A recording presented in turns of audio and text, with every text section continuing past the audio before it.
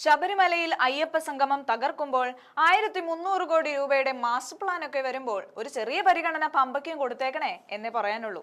പന്തലൊക്കെ ഒരുക്കി 3000 പേരെയും ക്ഷണിച്ച് ജർമ്മൻ പന്തലിൽ ശീതീകരിച്ച മുറിയിൽ ഇരിക്കുമ്പോൾ ചുറ്റുപാടിലേക്കും ഒരു ശ്രദ്ധ പതിഞ്ഞെങ്കിൽ നന്നായിരുന്നു. അരികിലൂടെ ഒഴുകുന്ന പമ്പയിൽ ഇന്നൊഴുകുന്നത് മലിനജലമാണ്. പമ്പാ ഗണപതി ക്ഷേത്രത്തിലേക്ക് എത്തുമ്പോൾ ജനങ്ങളുടെ മൂക്കിനെ പുളകം കൊള്ളിക്കുന്നത് എന്തെന്നോ ബ്ലീച്ചിങ് പൗഡറിന്റെ രൂക്ഷഗന്ധം തന്നെ.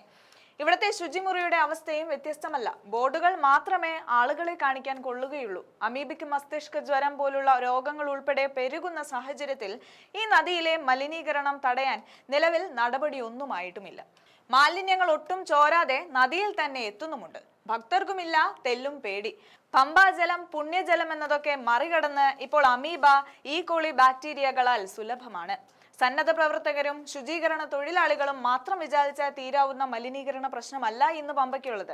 ദക്ഷിണ ഭാഗീരഥി മാലിന്യ വാഹിനിയായുള്ള ഒഴുക്ക് അപകടകരമായ ഒരു അവസ്ഥ തന്നെയാണ്. ഏതാണ്ട് 22 നിർമ്മിതികളാണ് പമ്പയുടെ മുകൾ ഭാഗത്ത് ഉള്ളതെന്നാണ് പമ്പയുടെ പരിരക്ഷണ സമിതി അംഗമായ ഒരു വ്യക്തി പറയുകയുണ്ടായത്. ഇത്തരത്തിൽ കയ്യേറ്റത്തിന്റെയും വികസനത്തിന്റെയും പേരിൽ നീരൊഴുക്ക് പോലും സ്വാഭാവികമായി ഇല്ലാത്ത അവസ്ഥയിൽ മലിനീകരണ തോത് ഉയരുക തന്നെയാണ് ചെയ്തുകൊണ്ടിരിക്കുന്നത്.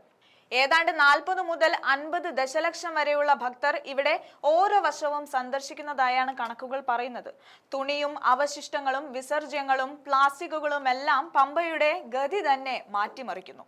ഇവ ആരോഗ്യ പ്രശ്നങ്ങൾ സൃഷ്ടിക്കുന്നതോടൊപ്പം പാരിസ്ഥിതിക നാശങ്ങൾ കൂടിയാണ് വരുത്തിവെക്കുന്നത്. പുണ്യനദിയുടെ ഇത്തരമൊരു ദുരവസ്ഥ മതപരമായ ആചാരങ്ങളെയും പ്രതികൂലമായി ബാധിക്കുന്നുണ്ട്. പമ്പ ആക്ഷൻ പ്ലാനും മാസ്റ്റർ പ്ലാനും ഒക്കെ പ്രഖ്യാപിക്കുമ്പോൾ അവ വാക്കുകളിൽ മാത്രം ഒതുങ്ങാതിരുന്നാൽ നന്ന്. പുതിയൊരു പ്രതീക്ഷയ്ക്കായി പമ്പ നദിയും തീരവും കാത്തിരുന്നു തുടങ്ങിയിട്ട് കാലമേറെയായിരിക്കുന്നു. പമ്പ തടത്തിന്റെ ദുരവസ്ഥയ്ക്ക് മാറ്റം വരുത്താൻ സാധിക്കാത്തിടത്തോളം കാലം അയ്യപ്പ സംഗമം വിജയകരമായി എന്ന വിലയിരുത്തൽ നടത്താനാവുകയില്ല.